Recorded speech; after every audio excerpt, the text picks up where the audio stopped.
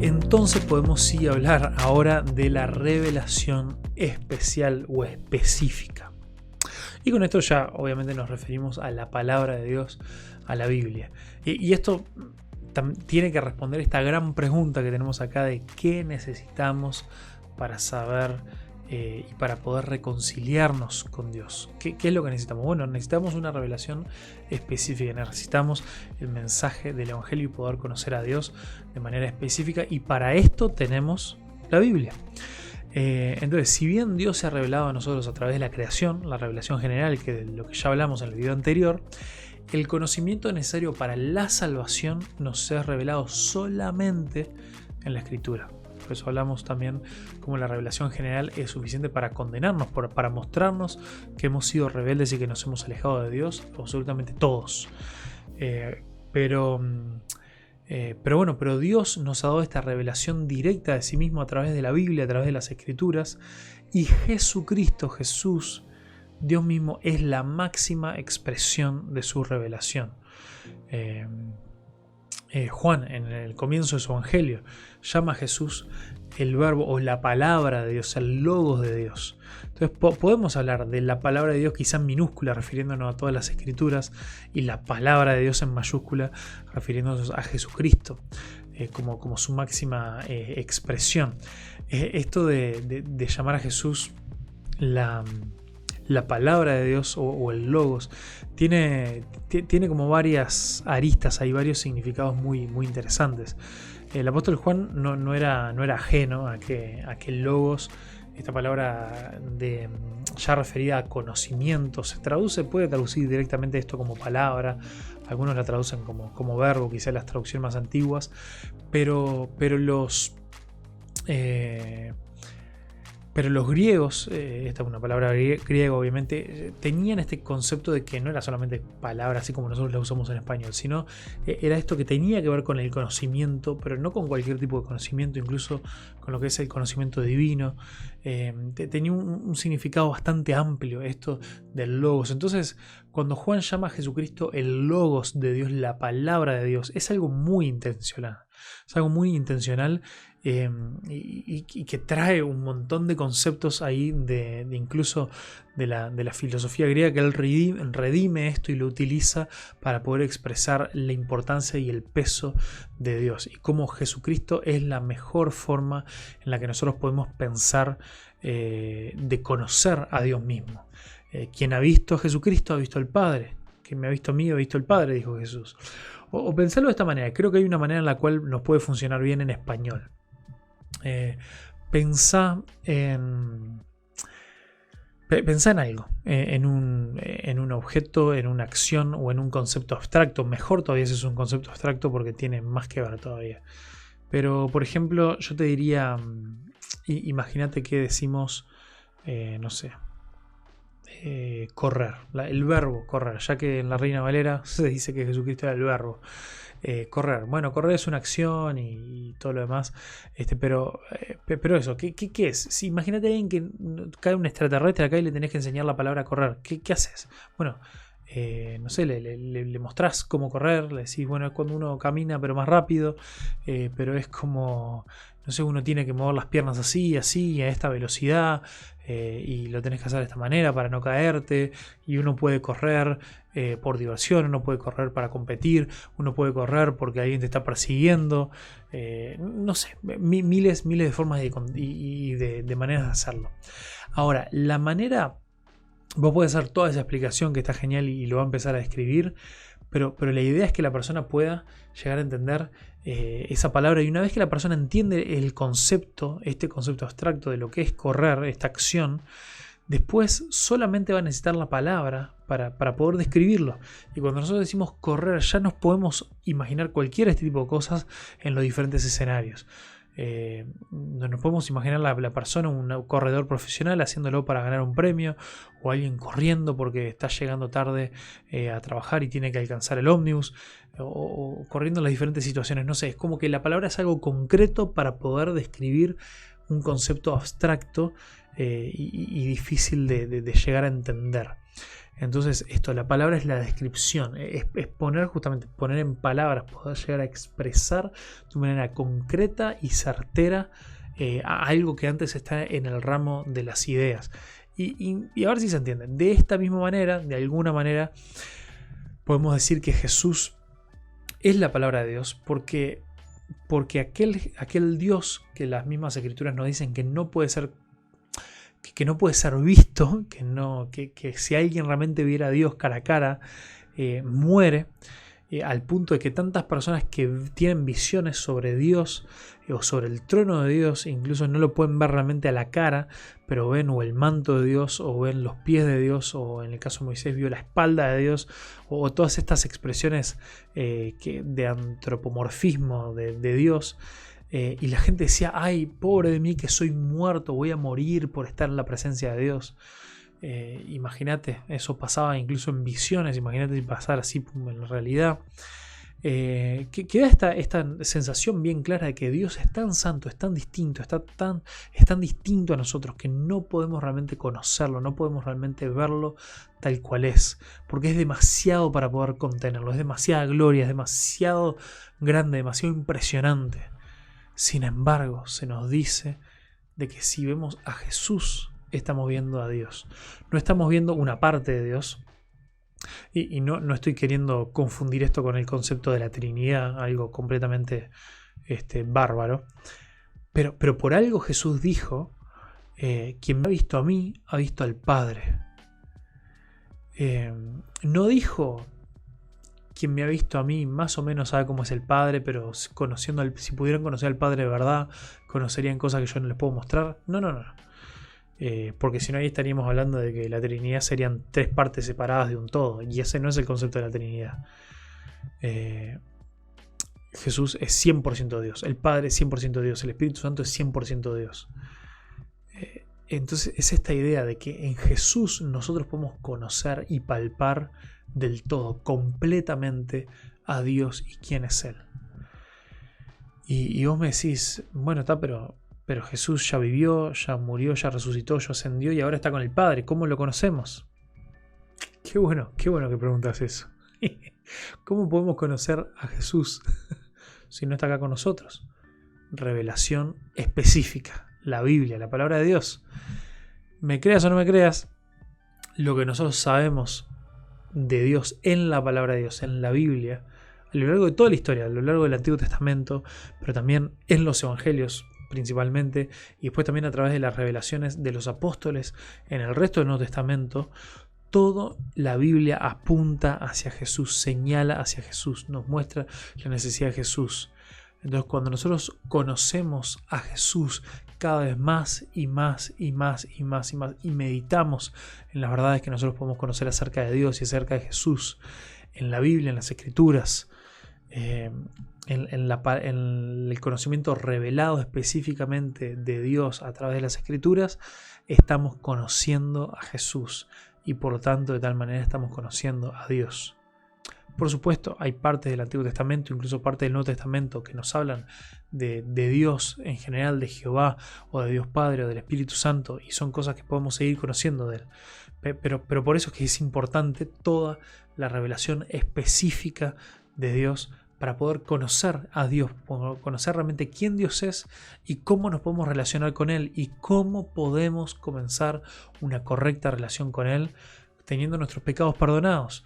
Y pudiendo ahora sí tener una relación libre con Él, sin separaciones, que de eso se trata las buenas noticias, el Evangelio de salvación de Dios a través de la cruz.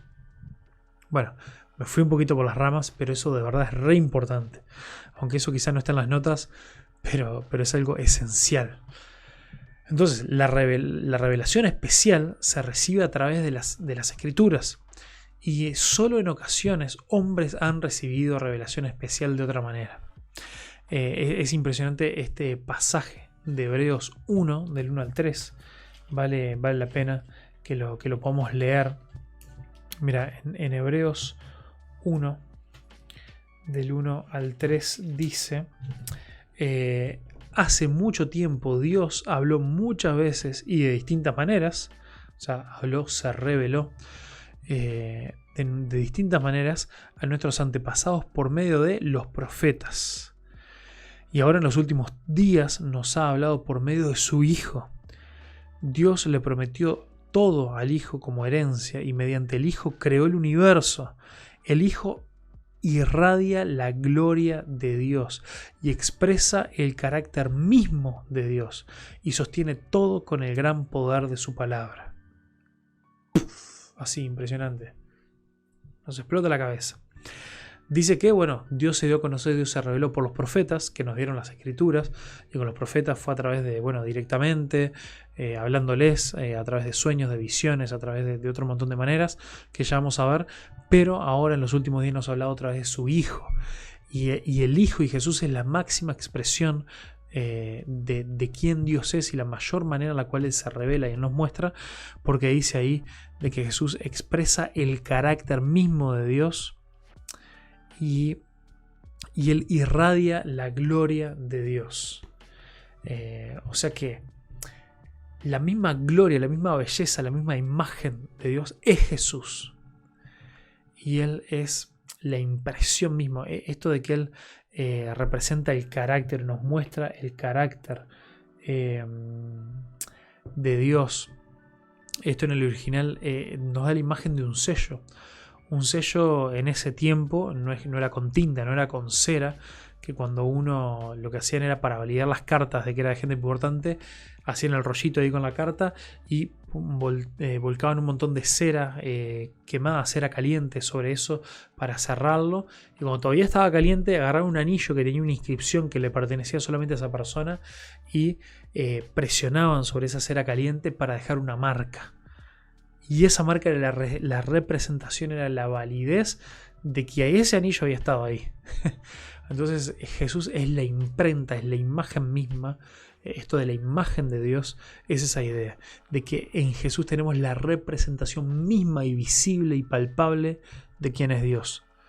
Esto para seguir agregando que imágenes de cómo nos habla la Biblia, de lo que Jesús es capaz de mostrarnos de quién Dios es. Entonces, decíamos que esta revelación no siempre ha sido a través de la Escritura, porque incluso muchas de estas formas en las que tenemos las Escrituras fueron revelaciones que llegaron a través de sueños, de visiones, del Urim y el Turim. Esto del Urim y el Turim era lo que en muchos pasajes leemos de que echaron suertes, eran dos piedras que se tenían, y que a través de las cuales se echaban suertes y se le hacía una pregunta directa a Dios, y según cómo esto funcionara sabían si Dios daba una respuesta favorable o no, o Dios mostraba entre una opción y la otra, etcétera, etcétera. Y Dios había elegido, sí, Dios dio instrucciones para esto, porque Él a través de su espíritu utilizaba esto para decidir algunos asuntos. Después también está como segunda cuestión ahí, son las teofanías. Mirá qué linda palabra tan particular. Teofanías, esto es una palabra compuesta, teos de Dios, y fanos, de donde viene esta teofanía, significa manifestación, las manifestaciones externas de Dios mismo, manifestaciones del Dios invisible. Por ejemplo, una de las teofanías más particulares, más importantes del Antiguo Testamento, es la zarza ardiente. Cuando Moisés se encuentra con Dios en el monte Sinaí, a través de la zarza ardiente, eso fue una manifestación visible del Dios invisible, una zarza que ardía con su presencia y no se quemaba, algo bien particular. Después también lo vemos en el Éxodo, también con Moisés, vemos la columna de fuego que acompañaba al pueblo durante la noche, y la columna en forma de nube en el desierto que los acompañaba durante el día. También se puede considerar el ángel de Jehová, que el ángel de Jehová se menciona en muchos pasajes, y la enorme mayoría de los teólogos están de acuerdo de que esto era una manifestación visible, palpable de Dios mismo. ¿Por qué? Porque muchos ángeles aparecían, y ángeles significa justamente un mensajero de Dios, y está bien, entregaban un mensaje, decían algo, pero cuando aparecía el ángel de Jehová, los autores bíblicos se dan cuenta que hay algo distinto. Que esta persona no solamente está entregando un mensaje de parte de Dios, sino que tiene la misma autoridad de Dios. Incluso muchos se rinden, se postran, lo adoran, le ofrecen sacrificios al ángel de Dios. Y entonces no es un tema que esté súper del todo claro en la palabra de Dios, pero es muy fácil poder concluir que cuando se habla del ángel de Jehová hablamos de una teofanía, de una manifestación visible, palpable, concreta de Dios. Hay todas unas teorías de que dentro de esto algunos hablan de posibles cristofanías en el Antiguo Testamento. O sea, cristofanías son manifestaciones de Cristo, del Cristo preencarnado. Algunos piensan que cuando se habla del ángel de Jehová era Cristo preencarnado. Y bueno, no lo sabemos, es una linda, interesante teoría, pero no lo podemos afirmar.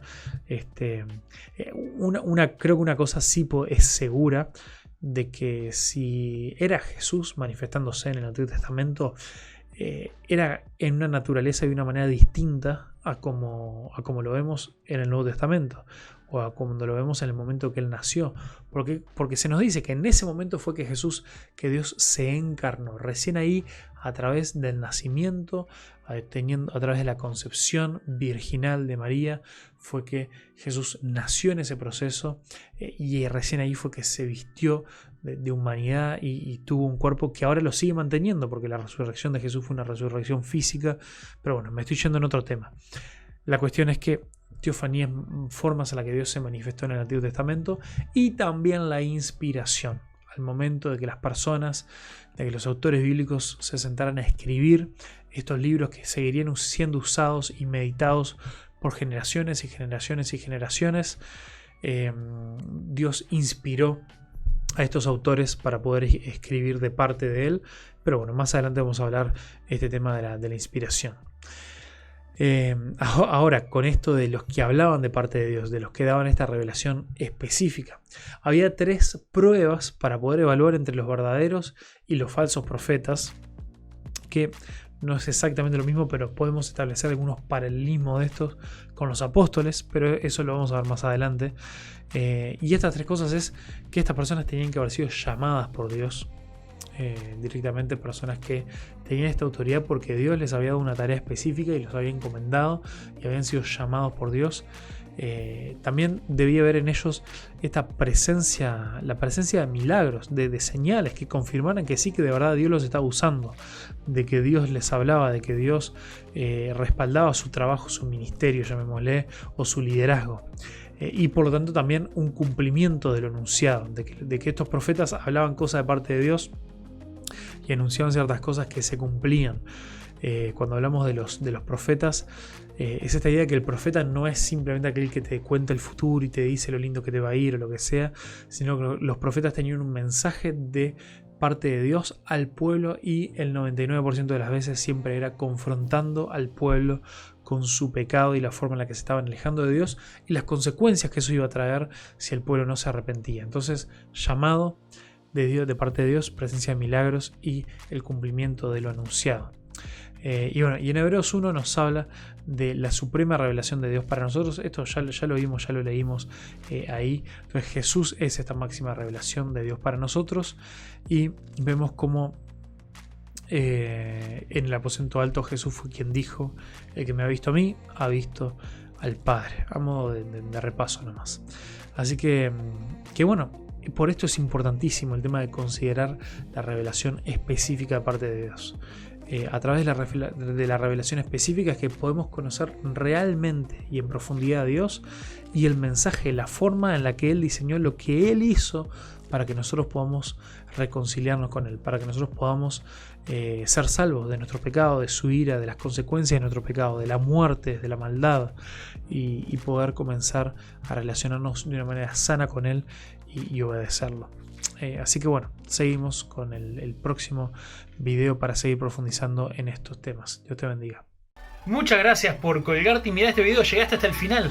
Esta es una colección de videos de entrenamiento que estuve haciendo para la iglesia, así que si querés seguir avanzando en este curso de teología sistemática y otras cosas más que tenemos por delante, suscríbete, dale like, compartilo y estate atento que próximamente se vienen más videos.